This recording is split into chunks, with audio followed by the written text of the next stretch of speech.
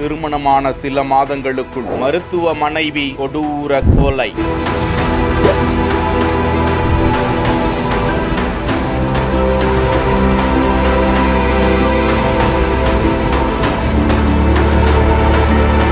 இறுதியாக மருத்துவ கணவர் பார்த்த வேலை. நரம்பில் ஊசி செலுத்தி கொன்றிருக்கிறார்கள். வந்த பிரேத பரிசோதனை அறிக்கை.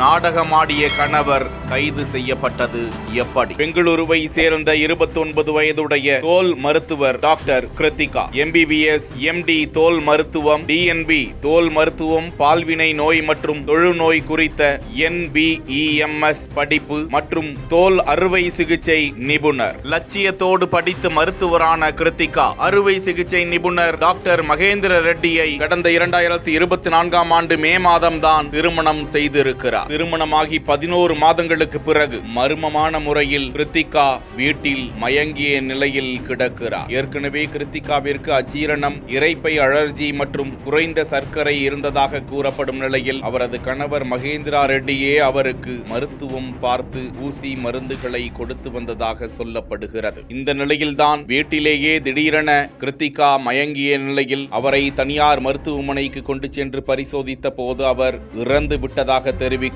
அதிர்ச்சி அடைந்த கிருத்திகாவின் குடும்பத்தினர் மாப்பிள்ளை மகேந்திரா ரெட்டி மீது புகார் கொடுக்க மனமில்லாமல் இருந்தார்களாம். மேலும் மகேந்திரா ரெட்டியும் அவரது உறவினர்களிடம் இது குறித்து புகார் கொடுக்க வேண்டாம், இது இயற்கை மரணம் என்று அவர்களை மூளை செலவை செய்தாராம். இந்த நிலையில் மகேந்திர ரெட்டியின் மீது சந்தேகம் கொண்ட குடும்பத்தினரில் சிலர் மாரத்தஹள்ளி காவல் நிலையத்தில் கிருத்திகா மரணத்தில் சந்தேகம் இருப்பதாக புகார் கொடுக்க இறந்தவரின் உடல் மாதிரிகள் எடுக்கப்பட்டு FSL பரிசோதனைக்கு அனுப்பி வைக்கப்பட்டது. அதன் பிறகு தொடர்ந்து FSL அறிக்கைக்காக காத்திருந்த நிலையில் 6 மாதங்களுக்கு பிறகு தற்போது FSL அறிக்கை வெளியாகி இருக்கிறது. கிருத்திகாவிற்கு மகேந்திர ரெட்டி சில மருந்துகளை ஊசி மூலம் செலுத்தி இருக்கிறார். அதனாலேயே கிருத்திகாவிற்கு இறப்பு நேர்ந்திருப்பது தெரிய வந்திருக்கிறதாம். தொடர்ந்து மகேந்திர ரெட்டியை போலீசார் காவலில் எடுத்து விசாரித்து வருகிறார்கள்.